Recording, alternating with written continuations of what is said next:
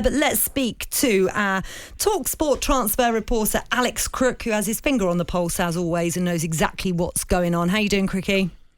Yeah, good afternoon. I'm well, sweltering down here on the south coast. Oh, listen, Gabs has just come back from the south coast. He was loving a bit of Bournemouth. Unbelievable place. Oh, great beach. I was there on Tuesday, had a little sea swim, actually, on Tuesday afternoon. Can't beat it. Excellent. Well, he was at Sandbanks, so you can imagine. You can imagine. Bit posher than me. Yeah, maybe. Listen, Chelsea closing in on a deal with Manchester City's Raheem Sterling. What else is going on there? What more do we know? Yeah, I expected Sterling to be announced by now. I'm not completely sure what the delay is. I think he's still out the country at the moment on holiday, so maybe that explains it, obviously having played for England in that ill-fated Nations League campaign. But I think that deal will be done, £45 million. Plus add-ons. I think he's actually going to get a pay rise for swapping the champions for Chelsea, so can't be bad. And Nathan Ake, another Manchester City player, former Chelsea youngster, very much on their radar. They're looking to go big in the defensive area, having lost Antonio Rudiger to Real Madrid. Christensen has left for Barcelona as well, so it wouldn't surprise me if they recruited 3 new centre-backs this summer. We know they're like Matthias de Ligt. Jules Koundé of Sevilla is still very much on their hit list as well. But Nathan Ake should be a relatively easy deal to do because he's got that connection with the club. My understanding is that he's already given the move his blessing, so it's just a case now of Chelsea and Manchester City agreeing a fee. And I hope it works out for Nathan Ake because I got to know him reasonably well at Bournemouth. He's a terrific professional, really good guy, and I think he's a decent player as well, and maybe Manchester City haven't quite seen the best of him.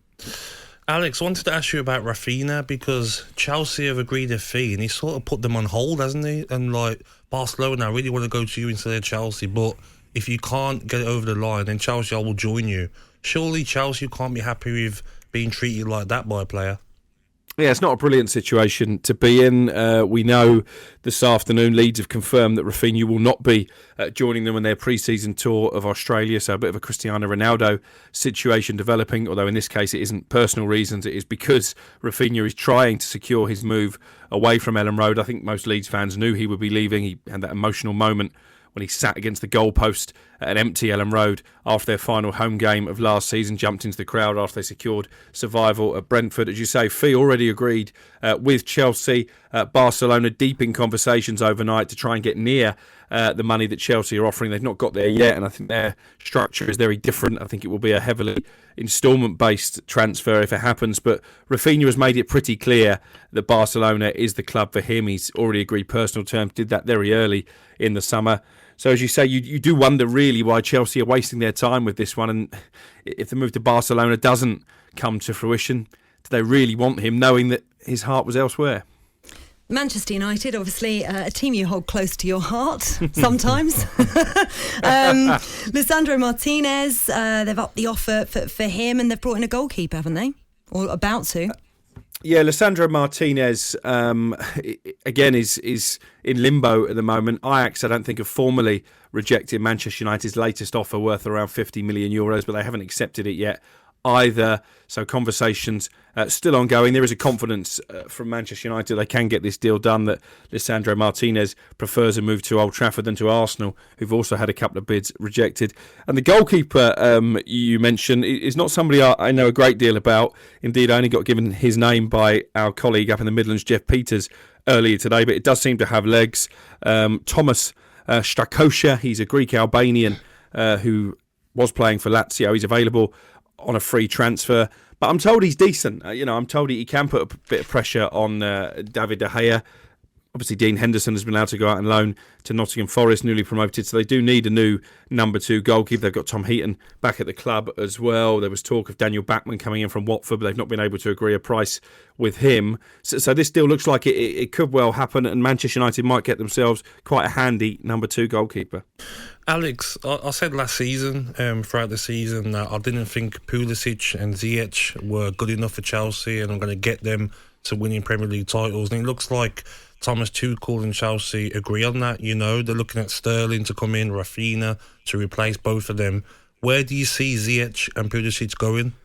Maybe Maxwell Cornet as well. I ran this on my transfer notebook on the talkSPORT website a couple of weeks ago. Chelsea keeping tabs on his situation. He can leave Burnley for a relatively modest release clause following their relegation. So I think he's someone that could come in and further bolster their attack. Hakim Ziyech has been in talks with AC Milan. He sacked his agent in the last 24 hours, which seems strange timing when he's trying to engineer a move away from the club. But he says he wants to take responsibility for his own future.